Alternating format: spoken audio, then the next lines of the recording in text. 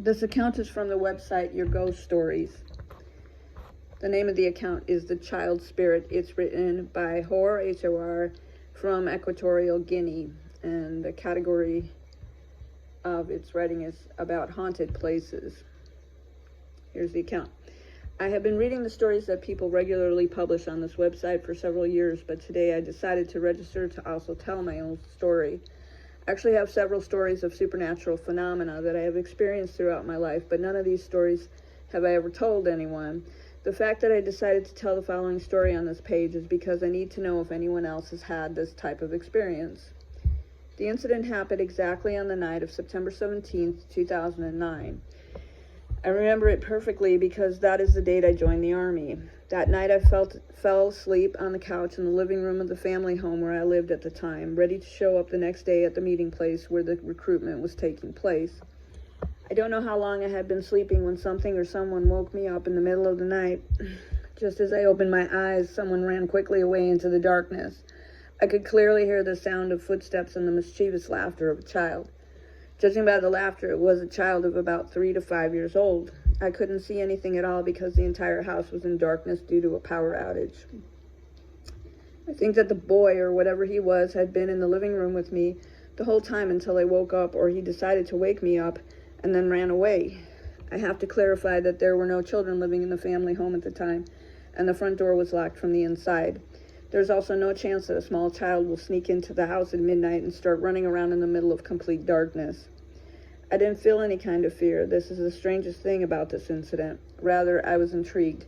I didn't feel the slightest sense of danger. Actually, I could have continued sleeping peacefully, but I was too curious to know what was really happening, so I used the light of my mobile phone and scanned the whole house, but couldn't find any children anywhere. This incident has never ever been repeated, but I remain deeply intrigued and obviously have questions that need answers, although I guess I will never be able to know what really happened that night. This is an incident that I have kept secret for 14 years without deciding to tell anyone. Thank you for reading.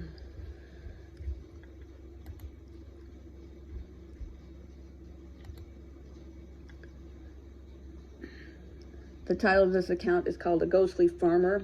It's also from the same website. It's written by Shanzi from the United States and Oregon, and its category is in apparitions, voices, and touches. This goes back to 1995. I was 13 years old, and with me were my 2 younger brothers. The field was sold and developed soon after my experience also, which further hints that the farmer passed away and the land was sold at the last harvest, which was cut at this point in time of my incident. The street name is Lambert Street Northwest. Any address is irrelevant. It's quite obvious on Google Maps where the new homes and older homes connect. West Salem, Oregon, approximately 8:30 p.m. The neighborhood was built on wheat fields and possibly other crops in the 1980s. I lived on a short dead-end road, one house away from the end of the road, which immediately began the wheat field. The last house after mine lived an elderly couple. The husband had a bad stroke and had difficulties mentally afterward. A wonderful man, too. My ghostly incident happened on the edge of his property line and the field. My brothers and I like going to the muck water that built up at the far corner of the farmer's field day and night to attempt catching frogs. This night I grabbed our big flashlight and the 3 of us boys went on our usual walk through the rough terrain toward our destination, only to be stopped in our tracks by a very detailed entity that was literally an elderly man who looked like he was in his farmer clothing, stereotypical look from the old days. I noticed this in absolute shock as I raised my flashlight directly into the mass of this fog standing in front of us. Standing still and feeling like we were being stared at, I said, "Hello?" When there was no response, all 3 of us darted back into the house, the looks of horror on our faces. I could feel the fear running through me as I desperately pleaded with my pops to come outside and see this.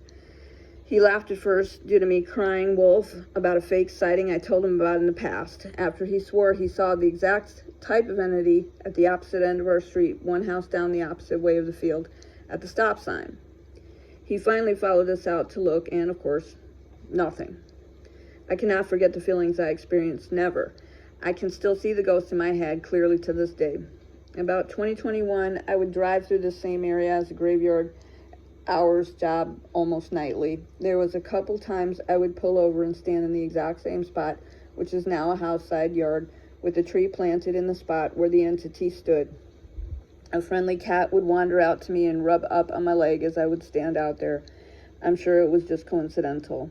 I was so close to this ghost that I could have reached into it with my hand. As I read through my experience, it sounds too good to be true. I feel very blessed having the opportunity to see such a life-changing event. I think children carry the ability to see ghosts. We grow up and out of this sense. Some do not, though, which is even more exciting.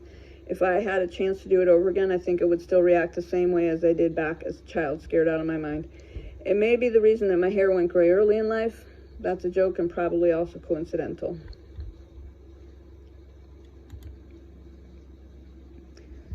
This next story is called The Murney Tower.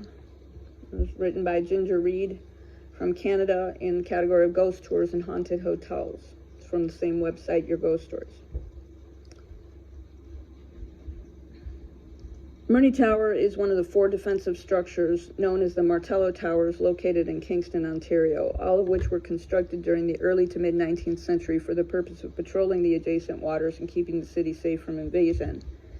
Since Canada was still a British colony at the time of the tower's construction, the British government was in a constant state of apprehension, fearing that Canada may yet again be imminently invaded by the United States. When construction of the tower concluded in 1846, an ongoing border dispute between British North America and the United States had been well underway. This incident was known as the Oregon Crisis, and Murney Tower was erected in response to the potential threat of hostilities. I had visited Murney Tower numerous times throughout my years of residency in Kingston, yet was never aware of its renowned paranormal history until fairly recently. I decided to participate in a paranormal investigation organized by a local group known as the Phantoms of Yore on the 6th of October 2023. The investigation began at 8 p.m. that night, and I was glad it became dark sooner in order to provide a creepier and more intriguing ambience. Once all of the guests had arrived with high spirits, we took a group photo directly outside of the tower and decided to split up into 2 teams of 3. The men and the women would separate. We became acquainted with the organizers, and after gathering inside the foyer, they provided a brief demonstration of the equipment we would be using to detect the presence of spiritual energy. These included devices with a motion sensor alarm that would trigger once the presence of energy came into contact with the antenna. The device would then emit an immensely loud beeping noise like that of a smoke alarm.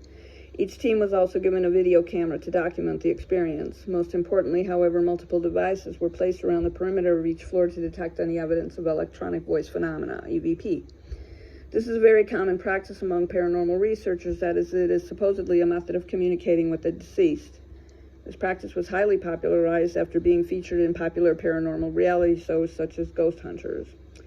The interior of a tower provided a rather dank and unsettling sensation. It felt as if we were constantly being observed by unseen eyes, yet could never decide whether or not to dismiss the sensation as mere intuition.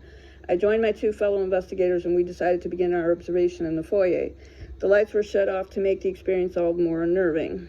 The foyer was decorated with historical paraphernalia, including bunks and uniforms, to provide guests with an accurate historic perspective of life in colonial Kingston. We immediately took turns using the audio recording device to pick up on EVP. We asked a variety of different questions in hopes of receiving a response. We became somewhat disappointed when our inquiries all went unanswered. The tower's basement is allegedly the area where most of the paranormal activity takes place. The majority of the spirits are believed to be children who sadly died within the premises over the span of several years. We began by observing one particular room, which consisted of 3 plush teddy bears leaning against the far wall. They also contained built-in audio devices which read pre-recorded lines in order to provide the illusion that the toys themselves were speaking. The toys were also controlled by motion sensors which would activate if someone were to place their hands in close proximity of the toy. We stood together by the arch-shaped doorway, observing the toys from a distance as they repeatedly spoke despite the absence of any physical contact. We began to speculate that since many of the spirits were reportedly those of children, that they decided to occupy their afterlife by restlessly playing with the toys generously left out for them. We continued our investigation of the basement and additional rooms decorated with cannonballs and wine barrels. We then proceeded to a room which was empty apart from the 3rd audio recording device resting on a back stool in the right corner beside the door. We then continued in our pursuit to obtain a response. One of our group members then asked if the spirit present had fought alongside the Americans during the War of 1812. We then promptly received an answer. We distinctly heard the clear sound of a young male's voice saying no. The tone in his voice sounded indignant, as if he did not appreciate being asked. Though the device was operated by radio waves in which a local radio station would periodically interfere with the device's frequency, we all agree that based upon the tone of the voice involved and the immediacy of the response, that we were not alone. Unfortunately, due to intense stomach pains, I left the investigation about 20 minutes early. I do not intend to participate in another investigation in the near future.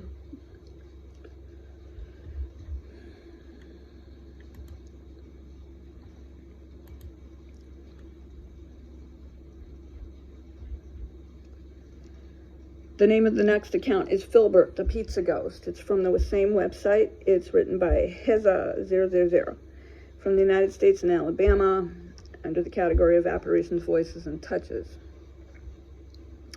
So this started a few years ago at my old job at a pizza place. I don't have great memory, so this won't be a fluent story, more like disorganized highlights. It started not long after we began working there. Stuff thrown, things missing, but I didn't think much about it until I noticed the footprints. Bare footprints through the left side of the kitchen, coming from the fryer, through the storage area, and to the drive-through window. Now, I'm a logical person. We had a person with schizophrenia working with us, so I debated with the possibility of it being him with my boyfriend, whom I worked with. We even went as far as try to compare feet to the footprints. None of us matched. It was about 10.5 in size, and we noticed that over time they would slowly disappear. I don't know why, but while I was working there, I had the feeling that his name was Philbert. I don't think I'm psychic, but I could be sensitive to the paranormal, as anytime I thought of the ghost, I thought Philbert.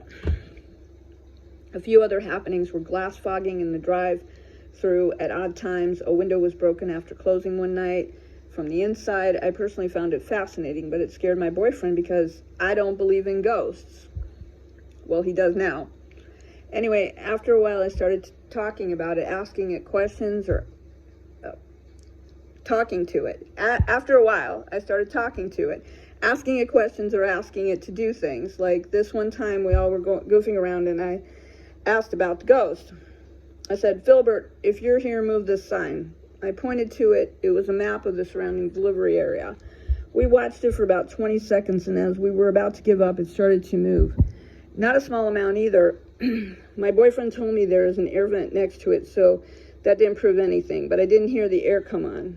Well, as time went by, it just became normal life. Things got thrown, we'd just be like, "Be quiet, Philbert." Now I'll say I didn't feel anything malicious from it. It just felt more like it wanted attention, to be seen and heard. So I made a decision one night that I may come to regret, but I don't as of yet.